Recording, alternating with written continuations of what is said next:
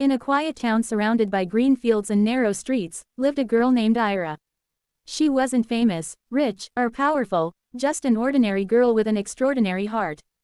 People often said she had a strange ability to notice things others ignored. She saw pain behind smiles and hope behind tears. Though young, she carried a wisdom far older than her years. No one knew then that Ira would soon change everything for everyone around her. Ira lived with her grandmother in a small house at the edge of town. Her parents had passed away when she was 5, leaving her with memories mixed with blurry warmth and silent sadness. Her grandmother often told her, "You're made of light, Ira. Don't ever let the world dim you." Ira believed it, but she also knew that light was hard to protect. Still, she tried her best to be gentle, kind, and helpful to anyone she met. And people naturally felt safe around her. Paragraph 3. At school, Ira wasn't the loudest or the most popular. She preferred sitting near the window, watching the clouds drift slowly across the bright sky. But she always helped her classmates, whether they needed notes, comfort, or a quiet listener. It was this softness, this grace, that made her special. Even teachers admired her. They said she reminded them of the calmness everyone wished to have. Yet no one imagined how deeply she was about to affect the life of a boy who felt completely broken. That boy was Zion, silent, withdrawn, and wounded from a past no one understood. He had transferred from another city and rarely spoke to anyone. His eyes carried storms, and his silence felt heavy, like someone had locked his heart away. People avoided him, calling him strange. But Ira saw something else. She saw loneliness wrapped in anger, and fear hiding beneath his tough expression. She felt drawn to help him, though she didn't know how yet. One rainy afternoon, Ira found Zion sitting alone behind the school building. His clothes were soaked, but he didn't care. He just stared at the ground, fighting emotions that threatened to drown him. She approached quietly, holding an extra umbrella. Without a word, she opened it over him. Zion looked up, surprised. "Why?" he asked. Ira simply smiled and said, "Because no one deserves to be alone in the rain." That moment changed something in Zion. It was the first time in years anyone had shown him kindness without expecting anything back. He wanted to speak, to thank her, but words refused to come. Ira didn't push him. She simply sat beside him, letting the rain fall softly around them. To Zion, that silence felt warm. For the first time, he didn't feel invisible. And for the first time, he wondered if maybe, just maybe, he wasn't beyond saving. Over the next few weeks, Ira continued to greet him with the same gentle smile. She didn't force friendship, she let it grow naturally. Slowly, Zion began to trust her. He started sitting with her during breaks, helping her carry books, and walking with her after school. People noticed the change. The boy who once avoided everyone now had a spark in his eyes. Ira didn't just change his days, she changed the way he saw life. One day, as they sat under a tree near the school gate, Zion opened up for the first time. He told her about losing his mother, about his father's anger, and about the guilt he carried like a weight he couldn't lift. Ira didn't flinch. She held his trembling hands and whispered, "Your past is not your prison." For Zion, those words felt like freedom. And that day, he realized Ira wasn't just a kind girl, she was hope. Their friendship became the brightest part of both their lives. Ira taught Zion how to laugh again, how to breathe without fear, and how to dream without doubt. Zion, in return, protected her fiercely, valuing her more than anything else in the world. Their bond became the talk of the school, an unexpected friendship that felt almost magical. And in truth, it was magical, because Ira had brought him back to himself. But life, as always, doesn't stay gentle for long. One morning, Ira fainted during class. Zion rushed to her side, panic consuming him. She was taken to the hospital, where doctors ran several tests.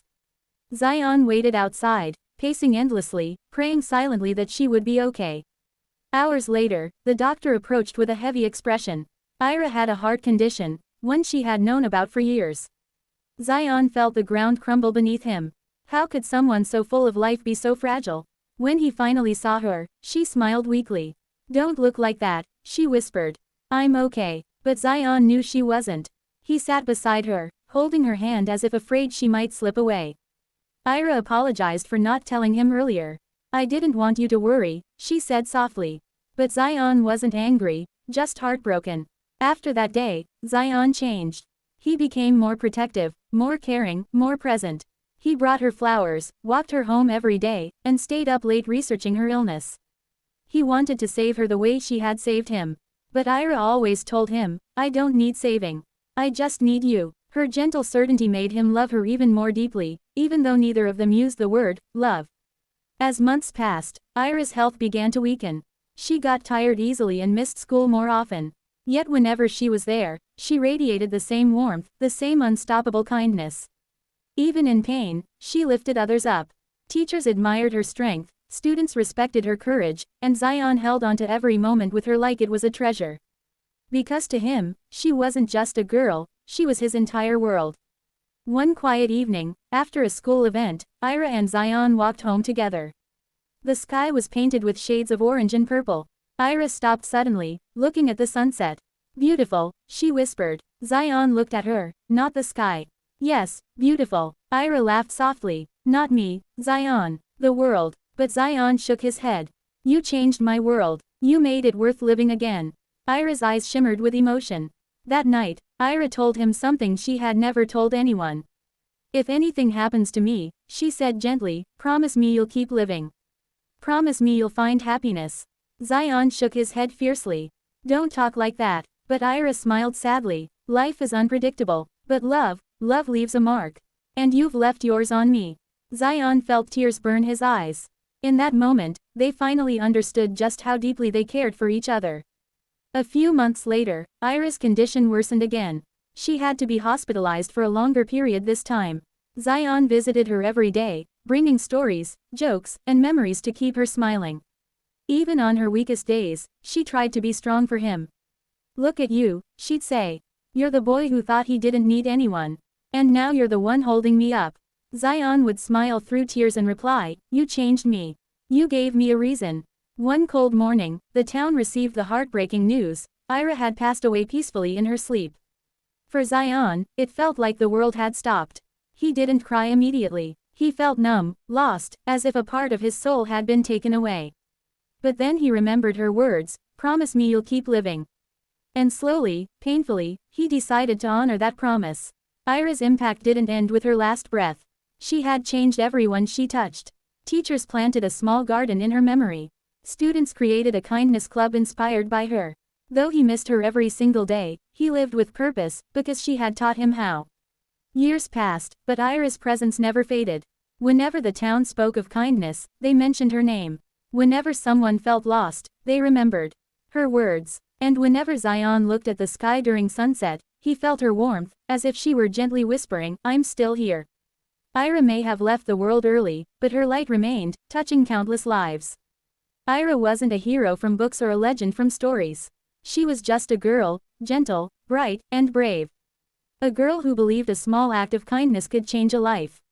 And she proved it. She changed Zion. She changed her school. She changed her town. She changed everything. And that is how an ordinary girl became unforgettable, not through miracles but through